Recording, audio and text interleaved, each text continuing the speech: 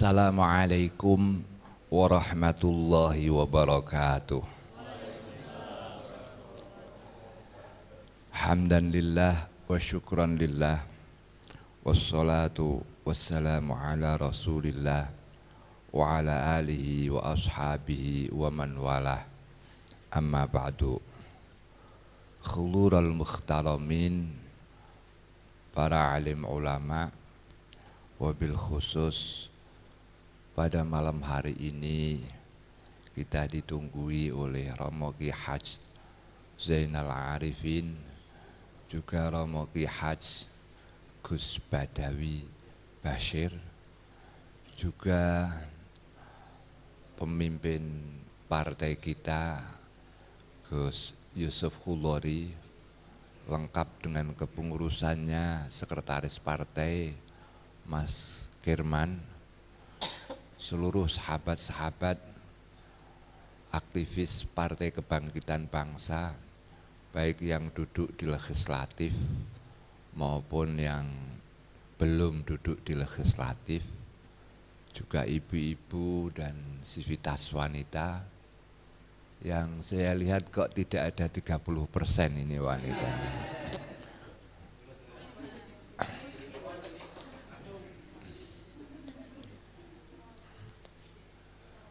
Pertama-tama, karena panjenengan semuanya adalah warga Nahdlatul Ulama, saya sebagai Rais Syuriah pertama kali mengucapkan terima kasih yang sebesar-besarnya kepada seluruh teman-teman yang ada di Partai Kebangkitan Jawa Tengah, terutama kepada Gus Yusuf yang telah memberikan support, pemikiran, moral, dan tentunya berbagai bantuan material untuk menyukseskan muktamar yang 34 ini.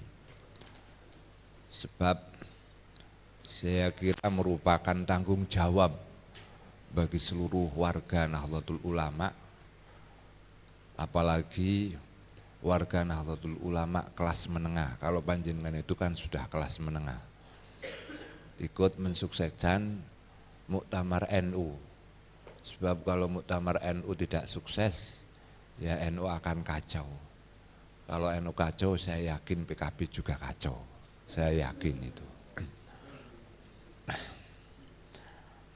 Insya Allah dengan muktamar ini, dengan kepengurusan yang baru ini, kita tetap optimis bahwa PKB dan NU itu ini salah satu tasbih, ya, bagai dua sisi mata uang. Yang satu gambarnya Garuda, yang satu ada RP-nya gitu. Tidak bisa dipisahkan. Sejarah tidak bisa memisahkan kita sedemikian saja, siapapun pengurus besar Nahdlatul Ulama. Apalagi ketuanya adalah Gus Yahya Khalil Stakuf, yang kita tahu bahwa keluarga beliau itu memiliki andil besar dalam pendirian Partai Kebangkitan Bangsa ini. Saya masih ingat ketika konferensi wilayah di Mbrabu pada waktu dulu, Simbah Khalil juga masih sugeng, salah satu desakan supaya NU mendirikan sebuah partai adalah desakan dari Jawa Tengah yang lahir dari konferensi PBNU tahun berapa itu di Mbrabu Grobogan, Purwodadi. Nah, tentunya kalau kita melihat bahwa ketika NU itu menjadi tertib, insya Allah ini akan berimbas juga kepada Partai Kebangkitan Bangsa ini. Baik secara kualitas, tentunya secara kuantitas. Sebab partai tentunya yang pertama adalah kuantitas. Merangkul tadi dan kita selalu hadir. Wong Kanjeng Nabi ku dawuh tanakahu tanasalu fa inni mubahim bikumul yaumal qiyamah. Umama yaumal qiyamah ya. Di nikah niku gen umate Kanjeng Nabi niku akeh. Elek-elekan ra apa-apa asal masuk voter ten PKB ya. Kita harapkan juga demikian.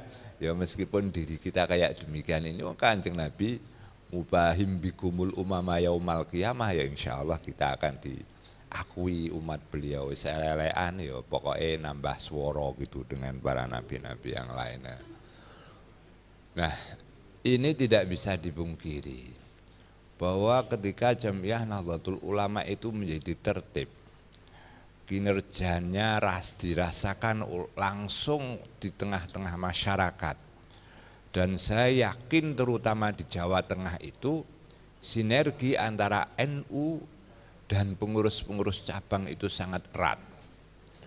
Maka kebesaran NU pun itu insya Allah akan berdampak kepada kebesaran Partai Kebangkitan Nasional bangsa ini. Itu saya yakin.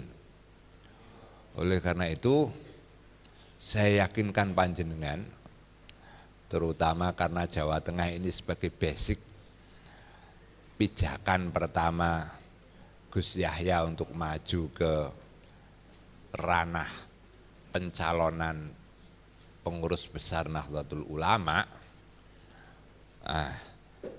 Saya sebagai pengurus wilayah Nahdlatul Ulama,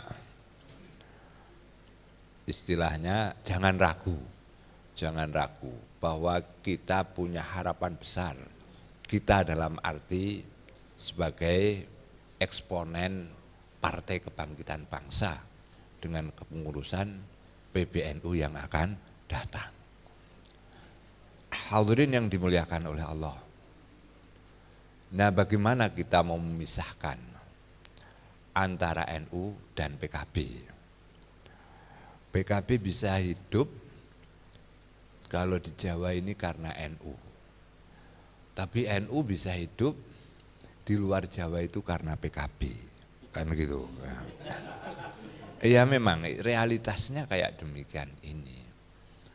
Demikian juga bahwa NU dulu bisa masuk ke pelosok-pelosok di Sulawesi, di Kalimantan, di Sumatera, itu karena NU pada waktu itu menjadi partai.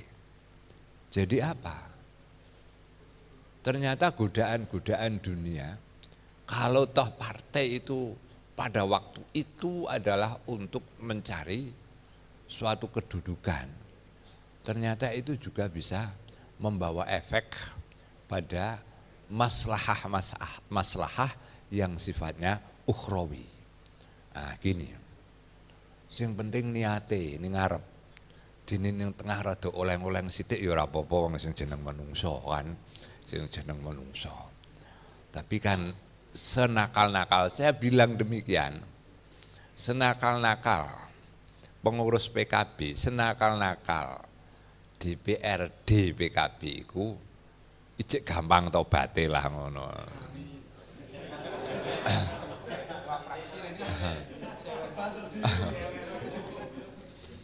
Ijek iso dielekke ngono.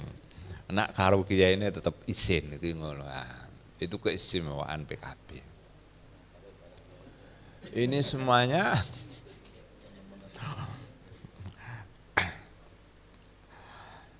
semuanya ya memang karena sebagai mata uang tidak bisa dibelah dua. Bagaimana peran Gus Dur pada waktu itu? Ya kalau saya sering bilang demikian sama Gus Durian. Ini ada anggota Gus Duriannya, termasuk kepada Mbak Lisa. Jenengan kok wani-wani ngaku Gus Durian, menisbatkan diri kepada Gus Dur. Orang yang pantas menjadi Gus Dur itu hanya Gus Dur. Kita itu hanya ngekor saja. Artinya apa? Artinya kalau kita meniru Gus Dur, kata-kata meniru itu ya sudah banyak. Wong Gus Dur iku wis ora weruh duit, wis ora weruh pangkat. Wis la yakhafuna laumata laimin, ini Quran pun ngoten, la yakhafuna laumata laimin. Derajatnya sudah sampai sekian itu. Sehingga ketika rame-rame dulu tentang kedekatan Gus Dur dengan berbagai eksponen, baik itu eksponen sampai ex Partai Komunis, sampai Katolik, sampai Kristen, Buddha, Hindu dengan freedomnya apa itu? Nah, dengan kelompok Fordhamnya dan lain sebagainya. Memang Gus Dur di sini sudah memiliki suatu tauhid yang mereka perkenalkan dengan aqidatut taharrur. Saya kebetulan ngaji aqidatut taharrur itu juga sama Gus Dur. Akidah yang membebaskan kita.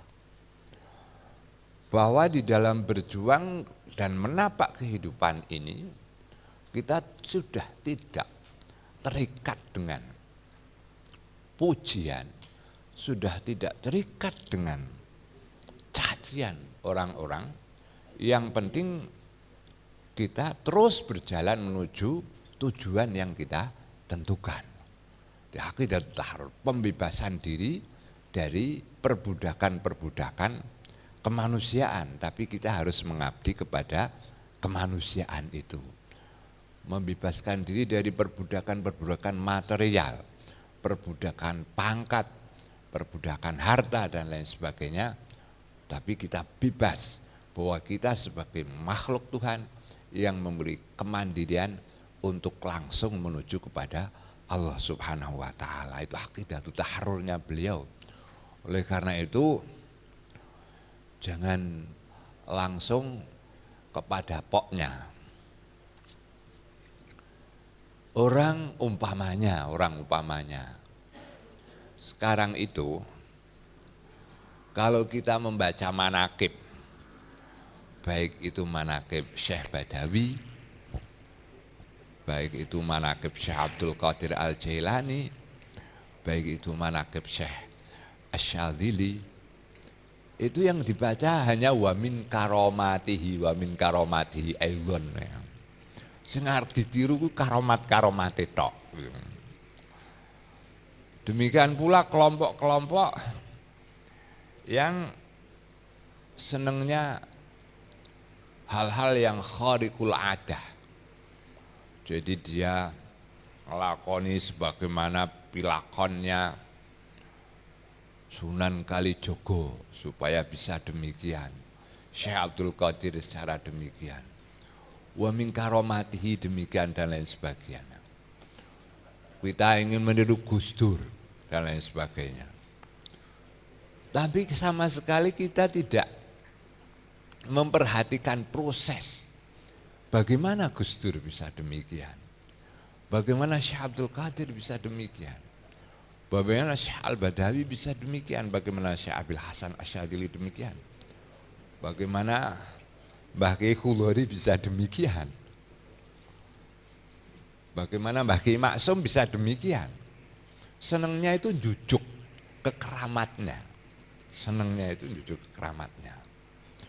Padahal kalau kita membaca sedikit saja dari kisah-kisah beliau, misalkan di dalam manaqib Syekh Abdul Qadir Al-Jailani, la yambaghi li faqirin ayyatasadda wa yatasaddara li irsyadin nas illa an a'tahu siji ilmal ulama'i wa siyasatal muluki wa hikmatal hukama'i. Kan demikian. Jadi pertama kali ilmal ulama. Kita tahu betapa alimnya Gus Dur itu. Ya jangan dibandingkan Gus Dur mondok di Tegalrejo. Gus Dur misalkan kalau saya tahu itu Kilatan Bukhoren di Solo 3 Poncol, Gus Dur mondok di sana dan lain sebagainya. Justru kita yang kadang-kadang itu keliru di dalam sistem mondoknya. Kalau saya mendengar cerita ketika Gus Dur itu mondok di Tegalrejo, yo ngajine mung sithik-sithik. Yang penting apa? Yang penting ngaji itu kepada ahwalnya kiai itu, yaitu Mbah Ki Khudori pada waktu rahimahullah demikian. Lah, Imam Malik juga demikian. Imam Malik itu belajar mengatakan saya mengajar akhlak dan bagaimana memberikan contoh toladan kepada murid saya 8 tahun. Ngaji keilmuannya itu hanya 2 tahun kan demikian. Kita itu senangnya ingin terus pinter, senangnya ingin terus mendapat karomat dan lain sebagainya. Padahal ilmu ulama kita belum memiliki. Dan tidak itu saja.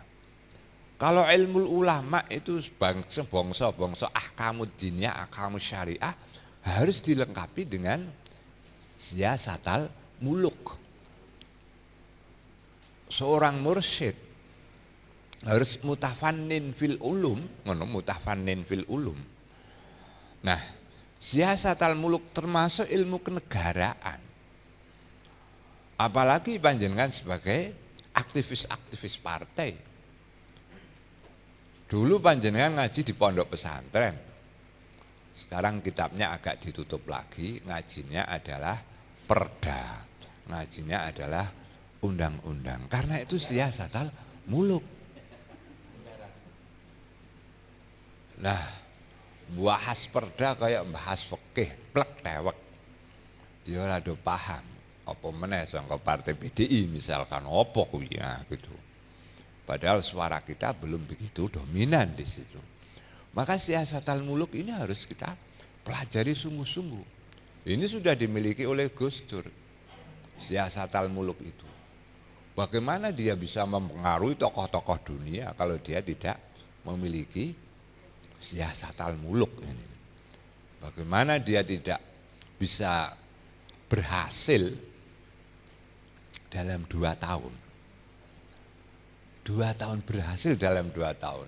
Panjenengan memahami masa periode Gus Dur itu jangan Gus Dur hanya 2 tahun, tapi dibalik. Beliau berhasil dalam 2 tahun, gitu ya. Berhasil dalam 2 tahun. Sopo sing wani misahke dwi fungsi ARBRI kalau tidak Gus Dur. Semacam itu. Siapa yang meletakkan dasar kebebasan berdemokrasi kalau tidak Gus Dur?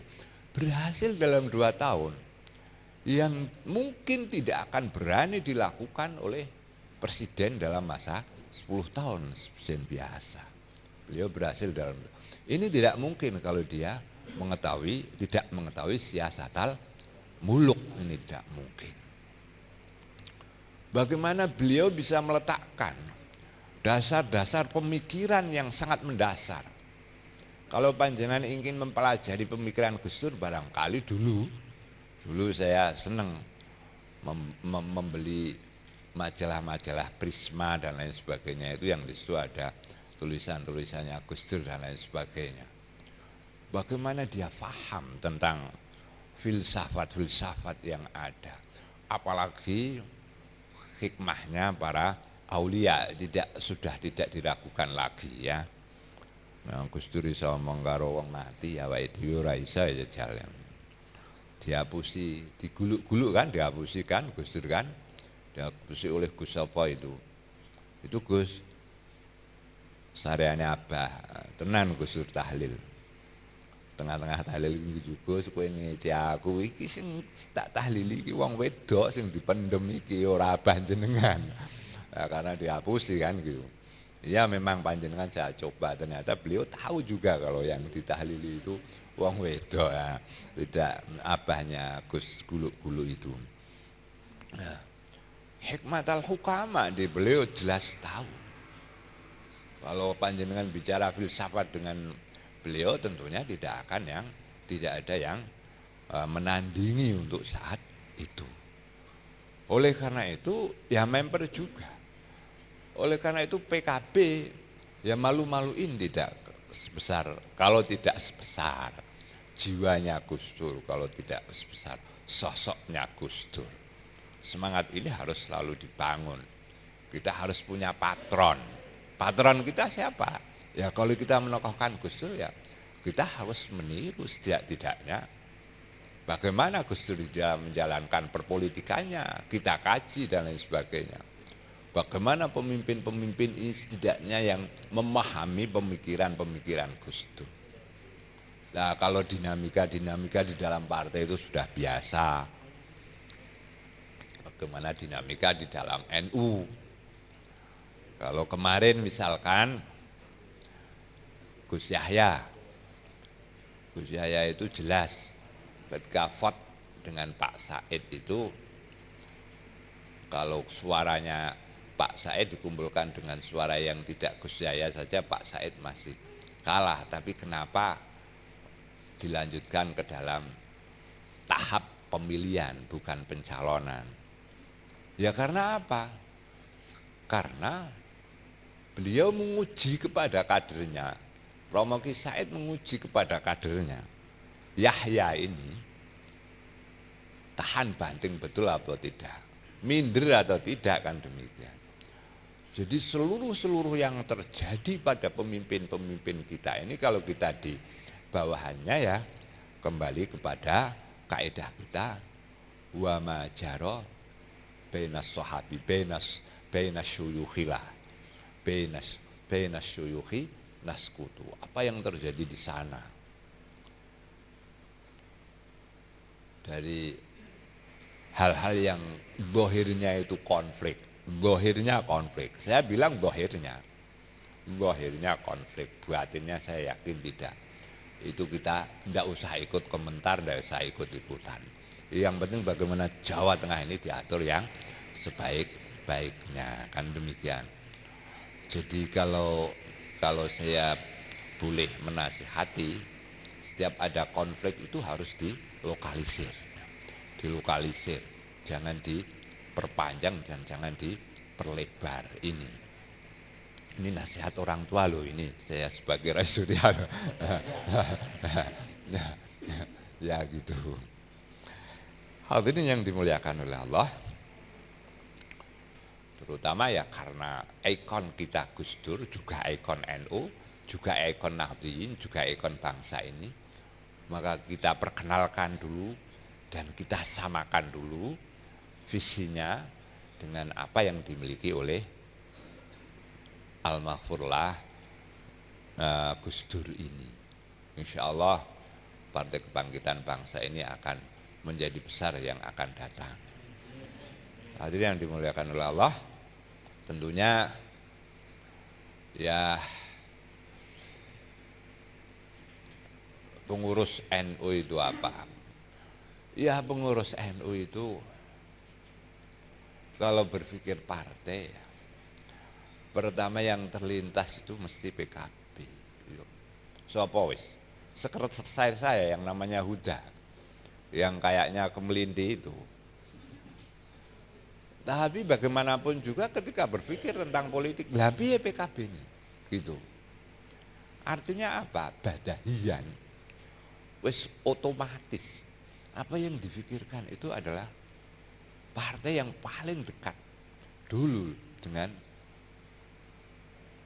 warga Nahdliyin ini. Tidak lain adalah PKB ini, tidak lain adalah PKB. Sejarah lah, selama saya menjadi Rais Suriah sudah membuktikan mau bicara sama siapa. Ya, meskipun kakak saya itu penggede P3 dan banyak tamu-tamu P3 ke situ dan lain sebagainya. Tapi ketika kepentingan NU ini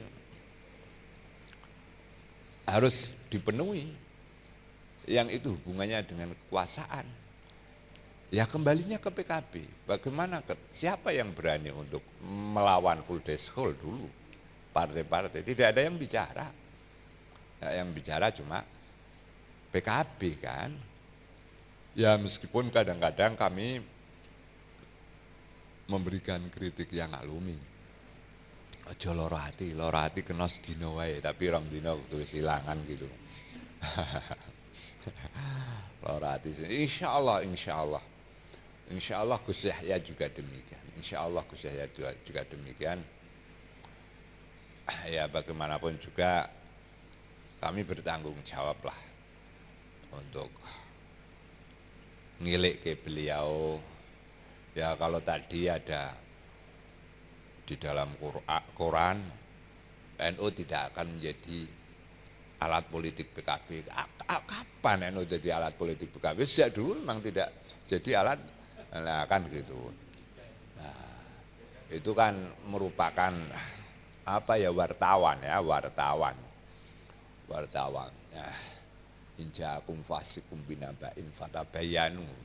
Wong Kanjeng Nabi wae digosipke apa meneh, beritane dipelintir apa meneh Gus Yahya apa meneh kula panjenengan nani.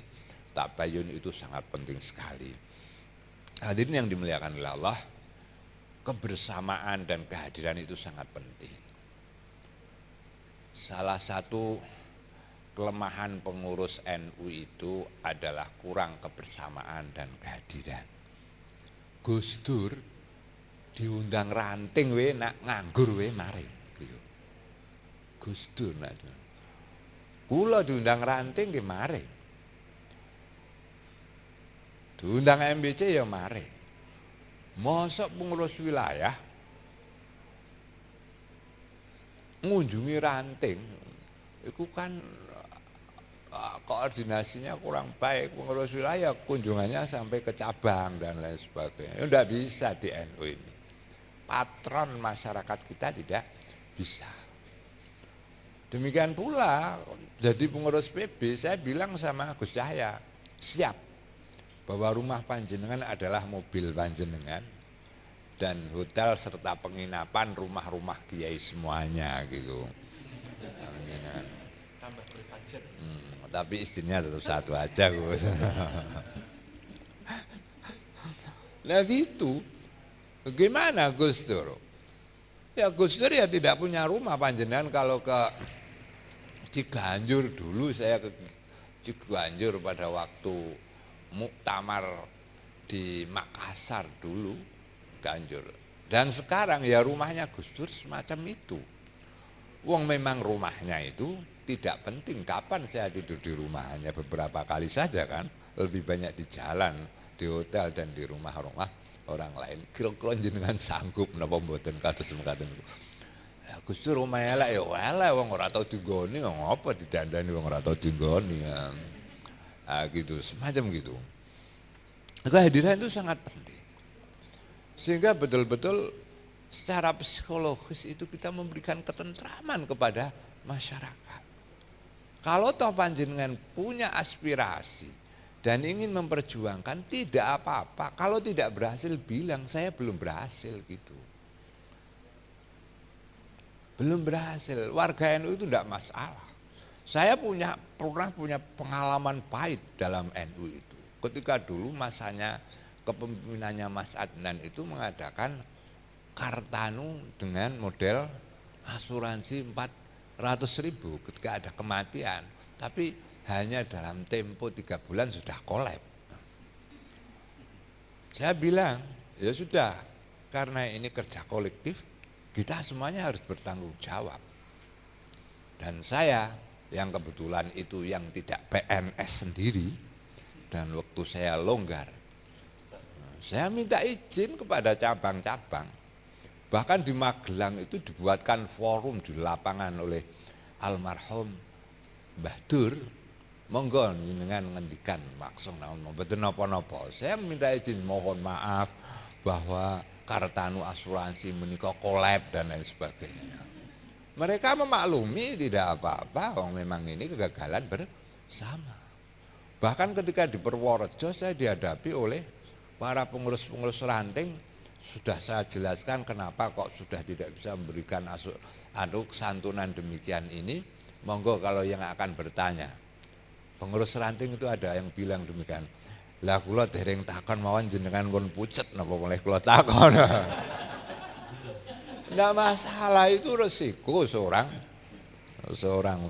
aktivis, itu resiko, ini harus kita hadapi. Apalagi panjenengan sebagai eksponen partai harus demikian kalau mau betul-betul berkhidmat. Jadi tidak ada bedanya khidmat di NU, tidak ada bedanya khidmat di partai, itu tidak ada. Yang membedakan itu niat panjenengan masing-masing dan niat pengurus NU yang ada. Ngoten nggih. Ngoten niku. Ini yang kita harapkan, sinergitas ini. Dan kebetulan ya, saya sering bilang lah, sebelum Munas saya juga ketemu sama Gus Yusuf. Kenake pripun Gus Yusuf? Mau muktamar kemarin, ya sempat ketemu sama Gus Yusuf untuk membicarakan niku.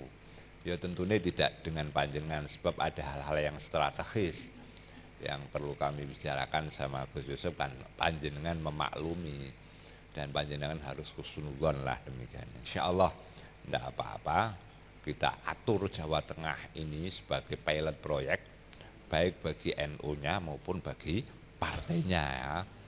Bagi partainya, dan sinergitas antara NU dan Partai Kebangkitan Bangsa ini. Yakin tidak ada pengurusan NU di wilayah-wilayah itu yang sesolid Jawa Tengah. Juga saya yakin tidak ada kepengurusan di Partai Kebangkitan Bangsa ini yang sesolid di Jawa Tengah. Dan saya yakin sinergi antara NU dan Partai Kebangkitan Bangsa itu yang lebih bagus dan harmonis dibanding dengan Jawa Tengah. Nah, amin, amin, amin. Demikian apa yang bisa saya sampaikan. Jadi memang ini ya semangat Gus Dur lah, kembali kepada semangat Gus Dur untuk khidmah kepada masyarakat ini. Insya Allah kalau toh panjenengan secara material tidak banyak yang bisa panjenengan peroleh, tapi insya Allah moga-moga saja anak-anak kita dan cucu-cucu kita semua jadi pejuang semuanya. Amin Allahumma amin. Akhirul kalam, Allahumma muwaffiq ila aqwamit thoriq. Assalamualaikum warahmatullahi wabarakatuh.